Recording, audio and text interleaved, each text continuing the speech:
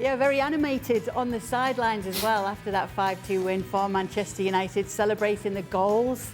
And that's how it stands. Obviously, in cup action, Manchester United marching on to the next round of the competition. Before we do get to the week that it's been there, what were your thoughts on tonight's game, Craig? What one? This one. Oh, I wasn't watching. I wasn't watching that. Good. Are you seriously asking me my thoughts on any of these games? I wasn't going to go too much into it, but we thought... Well, I'll tell you how much we're going to go into it. Absolutely zero. Seeing as though we're there was, again, I say this every time, there was about 7 games on. So, well, you know, they made... How many changes Leicester make? 8 or 9? But it was, I suppose, nice for the fans to, A, get rid of the manager who just couldn't cut it, and B, to get some sort of result and wait and see what the club are going to do in terms of Ruben Amorim. So, Sunday's loss to West Ham, the final straw for Erik ten Hag. What were your thoughts on it all? Well, it's just the inevitable, isn't it? We've all talked about it for months and months and months. And this Ineos strategy is just bonkers, just bizarre. You know, to activate the clause in the contract to renew it for another year or whatever it was, to then bring in players over the summer that sort of would work with him, only to sack him, and then go after the Sporting Lisbon manager, Sporting Club, as it's been reported, who is going to have to come in and have this terrible job of trying to get rid of these players that Ineos brought in the summer. And it goes back to the point we all made, is that why wait? Because all you've done is perpetuate the problem. You sign more players that are not good enough, and now they're on the wage bill. They've been paid relatively big transfer fees for, and the new manager's probably going to come in and go, you know, I don't want Zirkzee, might not want De Ligt, might not want Mazraoui. You've already got the old signings there, Martinez, Malacia from Holland again, Anthony, you know, the list goes on. Agati signed in the summer. I mean, it's just, look, it had to happen, but it's a horrendous strategy from the new financiers of this football club. Supposed to be the brains, supposed to be taking it forward in a new sporting direction. Yes, they don't own it, but they're heavily invested in it, and there's 3 or 4 talking heads all making decisions, but the decision they made in the summer is going to make it even more difficult for whoever comes in. Not less difficult, but that decision they made to keep Ten Hag has now made it more difficult to turn the ship around. But it was something that was going to happen. I mean, they should have won at West Ham at the weekend. West Ham was so bad in the first half, it was scary, but they didn't take their chances. Would that have saved them? Stevie, I don't know. I mean, if they win it... I mean, this is the kind of thing... It is ironic that they do play well and they do create chances and just can't score goals. So if any performance was better than the previous goodness knows how many, then it's happened after this. Maybe they should just have been rotten from start to finish and he might still be here. So if we... are we saying... I mean, that's what the kind of strategy seems like, doesn't it? Let's just make sure we're really rotten and keep them. If the strategy... If Man United had won at West Ham at the weekend, which they could have done with the chances they created, particularly in the first half, are we saying Ineos would we have been even talking about this now? Would Erik ten Hag still be there this week if United had won, say, 2 or 3-0 in London?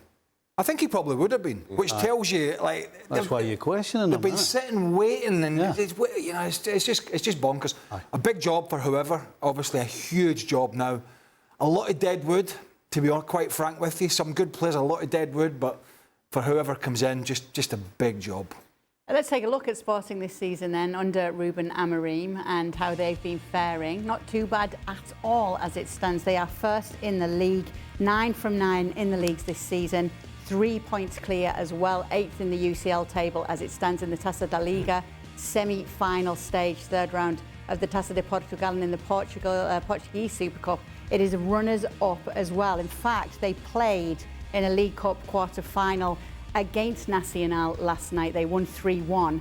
Players confront Amorim, that's one of the headlines. I didn't break my word, a quote from the man himself. And Amorim postponing his goodbyes. Yes, he kind of said a lot without saying too much there. He's going. Yeah, of course he is. 100% he's going. He's not sitting there smiling and laughing. I mean, look at this. He gets written all over his face. He's going.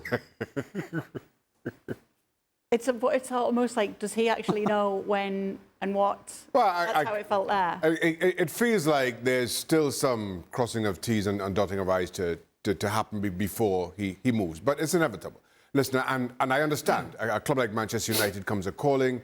That doesn't happen very often. Yes, I know he turned down some big approaches last summer, but how many times do you continue to kick that can down the road thinking, well, maybe I'm not ready just yet? I think had he turned up this opportunity, there'd be even more questions about whether he feels he's right or ready for one of the bigger European clubs. And listen, for as well as he's done for the last couple of seasons, at some point you're going to feel that you've hit the ceiling at Sporting, and that something bigger, that you have to take that opportunity to step into something bigger. And this is a great opportunity. And in all honesty, and I say this a little bit tentatively, you kind of get the feeling that Manchester United are at their rock bottom. So therefore, as a prospective manager, it's a good opportunity for you to come in because you don't think it's going to get a whole lot worse. Again, I say that with a grain of salt. Yeah, great opportunity and a massive challenge. If Man United really knew what they were doing, when they were interviewing managers in the summer, which they were, after the cup final win, behind, not even behind Ten Hag's back, it was relatively publicly. Why didn't they, A, go for this guy then, or B, make the offer for the, the contractual payout of 10 million in his contract, the clause, or whatever it is? Mm. Why did they then interview, reportedly, Thomas Tuchel, Pochettino, Roberto De Zerbi, maybe some others? Why didn't they do it in the summer? If this guy's the guy now, it just, not a lot of it makes sense to me. I'm not saying he's not a good manager. Clearly, he has a good reputation. I mean, I don't watch the Portuguese league. I couldn't tell you. I'm sorry. I don't know. We see a bit of him in the Champions League. He's got a good reputation. Man City are now saying, no, because the reports were that he was in line along with a few others to be the replacement of Guardiola if he decides he's not going to sign a new contract. And Man City are saying, no, they're kind of stepping aside from that, which is neither here nor there. But he's got a good reputation. But then so did Erik Ten Hag. Yep. And so did one or two that have gone before him. And what he would be walking into is, apart from what some people say, is quite an Erik Ten Hag team. A lot of the players, he's got his fingerprints on this current team. Most of the players that have come in, a lot of them have got his fingerprints on them. The questions are still there about Ineos, as you said, though. Because nobody's going to disagree that this guy's a good coach. Everybody knows he can coach. But what is going to happen behind the scenes? Yeah. Is it going to be another Ten Hag situation where they go and let him bring in all Portuguese players from the Portuguese league? Or are they going to say, right, we just want you to do, like a Chelsea, Maresca, what we want you to do is to coach the team and we're going to bring the players. So we don't know what they're going to do. Because so far, other than it, on the face of it, the first decent decision they've made is signing Amorim. But they've made an awful lot of bad decisions leading up to it. Here's a few of the things that we are seeing from reports with him. He prefers to play a 3-4-3. He's got a track record with making players better, especially youngsters, with helping them out there. How is that going to set up with a Manchester United side, this Manchester United side, that he would be inheriting? Well, one or two of the Man United youngsters are already playing better, like Garnacho. And then who was the young boy playing midfield? Mena. Who had been in for a bit. The problem at United is not actually the youngsters, it's the more experienced players. They're the big problem. And how do you get a tune out of Marcus Rashford on a consistent basis? How do you get the right temperament and raise the talent consistency of Bruno Fernandes? We saw Casemiro play really well tonight against this Leicester team, but we know he can't do it these days over a long season in the Premier League. Agathe's still to prove himself since signing, and quite frankly, Matthias de Ligt has looked exactly like he looked at Bayern, if not worse, since he's come in. Luke Shaw's got all these injury issues. He's a very, very good left back, but can never stay fit. He's the other left back, Malacia, who's come in from Holland. He's also got his injury problem. So there's all these things you've got to deal with, and they're all problems that have materialised through the previous manager. When people say this was not Erik Ten Hag's team, that's nonsense. nonsense. Most of it was. Not every manager comes in and gets 15 of their new players, but most of it were his players. So that's a big issue for the new guy coming in. And they've let this seep and rot for so long. What are they sitting now? 14th in the Premier League? 14th. It's taken them to sit in 14th before they've embarrassed themselves into making this decision. And now that mountain is even taller and bigger and steeper for them to climb. I mean, it's just... Which is why we all sat around when they were playing in the semi-final, when they were playing in the final, and we said, look, this is great. Winning an FA Cup, beating Man City, this is all great. But come on, guys, big picture here for this football club going forward. It's not appeasing the fans short term. You know, the blinkered ones that can only see a cup final win, can't see anything else. Erik this, Erik that. The big picture was there. He had to go in the summer. And now it's become such a much more difficult job because they've left it 6 more months, and it's been 6 more months of rot. 200 million, and more money and more financial sustainability and profit and all these things that they have to adhere to. And what do you think the players are going to do? Oh, yeah, I'll go. No, they're not. They're going to say, oh, I'm on 150 grand a week. I'm on 200 grand a week. Casemiro's got another 2 or 3 years left in his contract. They're not going to go anywhere unless they're compensated. And Stevie makes a good point. And I think this is... Now we see what Ineos was brought in for. Listen, Ten Hag preceded Ineos and their involvement and their investment. Maybe you can question some of the decisions over the summer.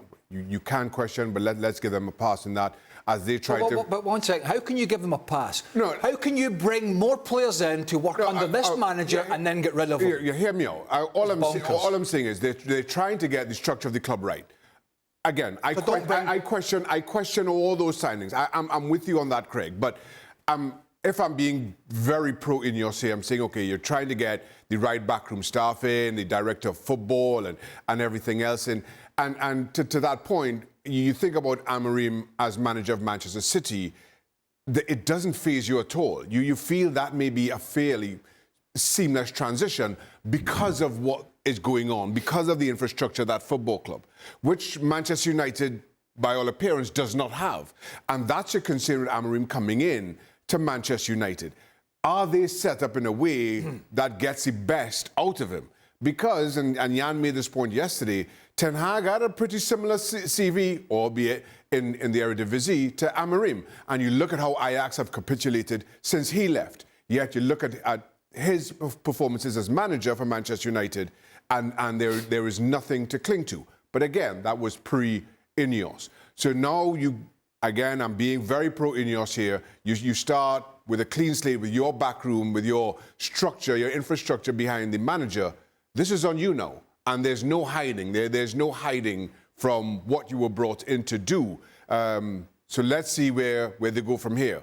But also to Craig's point, you're starting almost from a deficit in that you have a number of players that I'm not sure work. I'm not sure are good enough for where Manchester, good enough for 14th, certainly, but not good enough for a top 4 push. How do you address that in a way that, again, financially feasible, given some of the restrictions and some of the salaries that those players are on? Mazraoui, De Ligt, Zirkzee, oh my God, Ugarte.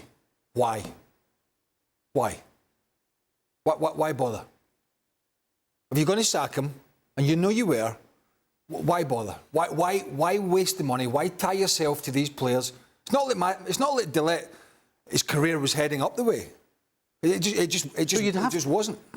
Surely you'd have to take from that Ineos was behind those players coming in. Because if they're not, it makes them look even worse. That they've kept a manager who's had an absolute disastrous time in his 2 years previously. You've kept him for some reason, and then you've let him bring in players. So if that's the case, why would things get so much better under this Ineos? Because if that's the decision they've made, to let him go and get more players, a guy who shouldn't be there in the first place, then surely the odds of them actually succeeding eventually have got to be pretty slim, isn't These players he's worked with, most of them, if not all. These players these players are known to him. So you've got to think that they've said, do you want him? Do you want him? They had to have been still conversing with the manager that they knew was a dead man walking, right? And yet they still went out and spent a couple of $100 million or whatever it was and tied people to big wages. And now the new manager has to come in and go, sit down with Dan Ashworth and Jason Wilcox and Omar Baradi and Sir Dave Brailsford, who knows how to run a cycling team, by the way, Olympic cycling team, but what's that got to do with a game of football? I don't know. And say, I don't want him and I don't want him. Look, this is not picking on Man United. This is common sense. Yeah. This is just common sense in the summer from business people that I think should have known better. Ineos and all the cronies that go with them. So if he comes in, where does he start? No, I think he'll get a better tune out of these players than what Ten Hag got. I mean, they were all mailing it in the end because they knew the manager was getting the sack. But they're not going to get up in amongst. They're not going to bring a coach in. You could have brought Klopp and Guardiola in, right? Both of them. One's manager, one's the assistant. They're still not getting amongst Liverpool, Arsenal, and Man City. And here's the problem that Amorim's going to have. It's one thing for us all to sit here and talk about all the changes that need to be made, which they do. And all of these changes are going to take quite a bit of time. And everybody will look at him coming in and go, well, we understand it's not his team and it's not his players. But in 10, 15 games' time, if he's got a stinking record, nobody's going to be going, oh, this is all he needs a bit of time. Everybody's going to... he's put himself in a spot where he's taken over probably one of the worst times that he could. He probably would have been better off with 10 games left of the season. Then he could come in, see what he's got, figure out who he wants to keep, who he wants to get rid of, how are they going to set up, all of these things. But the fact he's coming in now, with what, 28 games to go, and he's got a team that nobody wants any other players. That's going to be tough on him. If they're losing, we'll find out what kind of character this guy is.